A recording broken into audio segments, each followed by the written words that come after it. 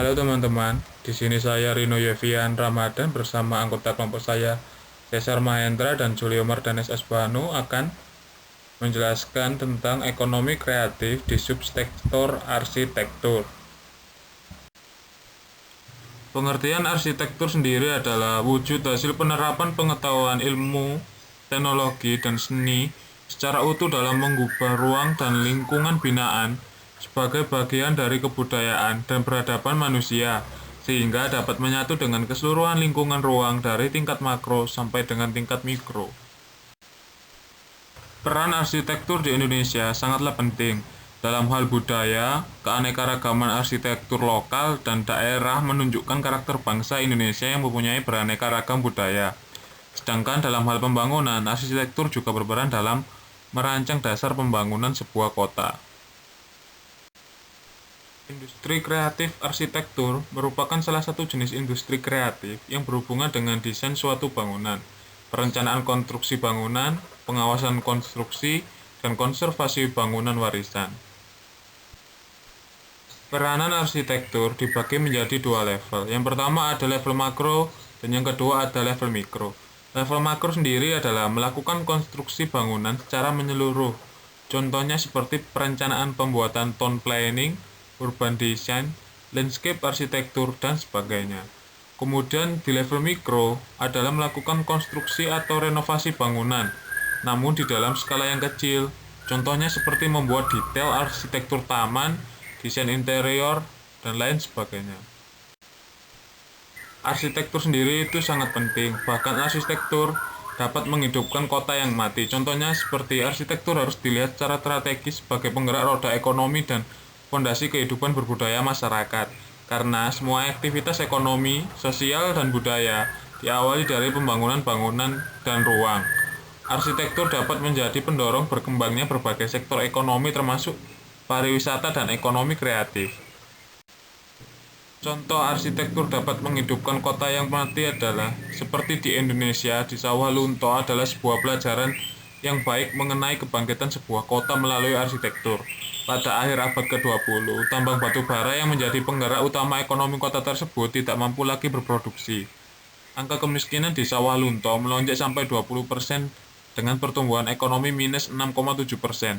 Inisiatif pemerintah kota Sawah Lunto menghadapi permasalahan yang ada adalah mengembangkan wisata tambang dengan melakukan revitalisasi bangunan dan fasilitas peninggalan pertambangan. Revitalisasi tersebut menghasilkan museum gudang ransum, museum kereta api, dan museum Mbah Suro. Inisiatif wisata tambang membuahkan hasil yang cukup baik. Terlihat dari peningkatan wisatawan dari 14.425 orang pada 2004 menjadi 750.385 orang pada 2012. Jumlah orang miskin turun dari 20% menjadi 2,4%. Denyut kehidupan ekonomi masyarakat kembali menguat dengan berpusat pada wisata tambang Sawah Lunto.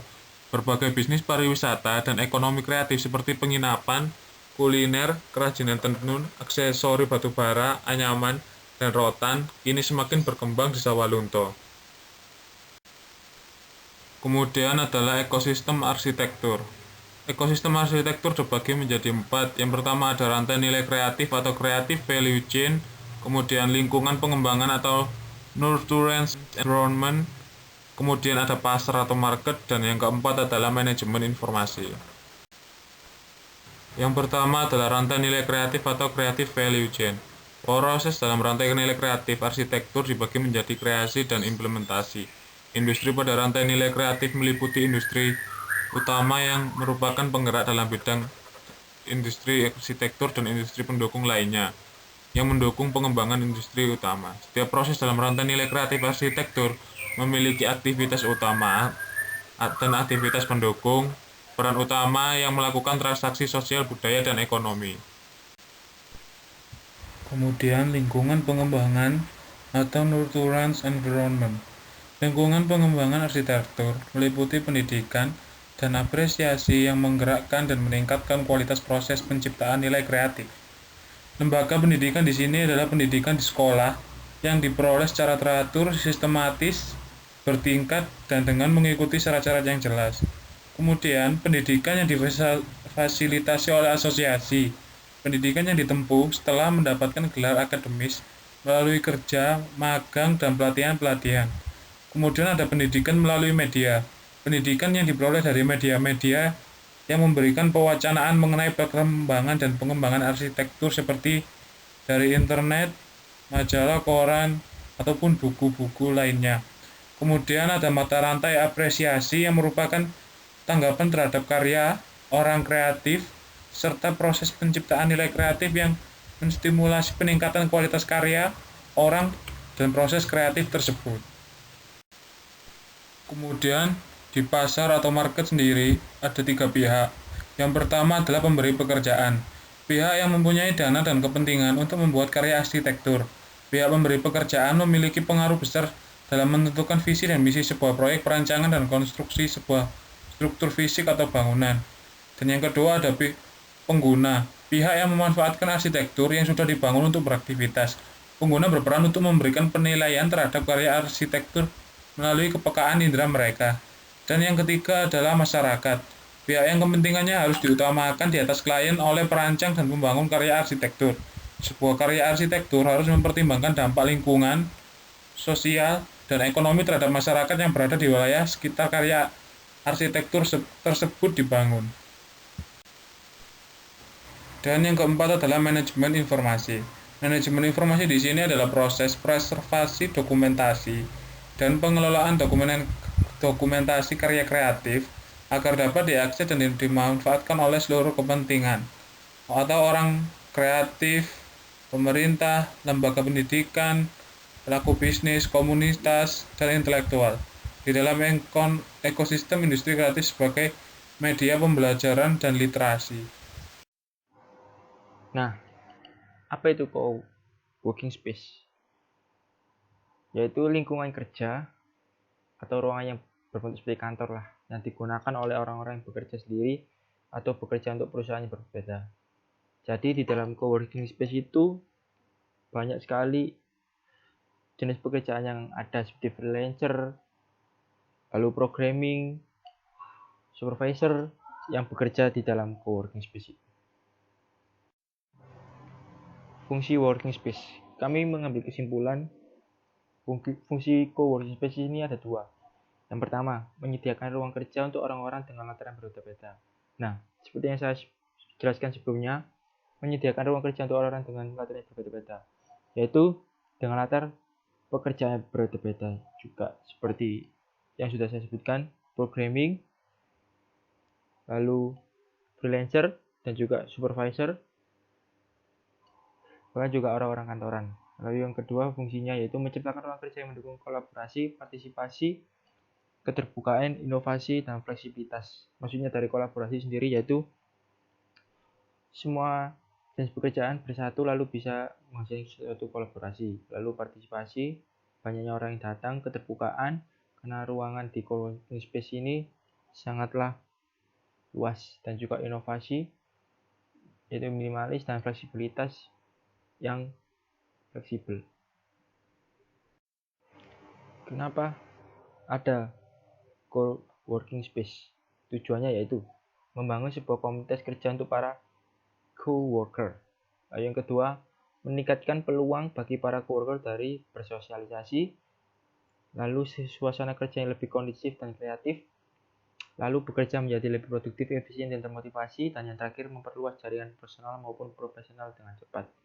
Untuk membangun sebuah komunitas kerja untuk para co-worker sendiri, karena di situ contoh saja ada 1-2 orang bahkan lebih mempunyai pekerjaan yaitu sebagai freelancer. Mereka bisa saja membangun sebuah komunitas di dalam co-working space, lalu meningkatkan peluang bagi para co-worker dari bersosialisasi. Jadi di mana berbagai macam pekerjaan bisa bersosialisasi di dalam co-working space. Lalu suasana kerja yang lebih kondusif dan kreatif, yaitu co-working space tentu didesain dengan sangat nyaman, tentram, dan juga membuat betah.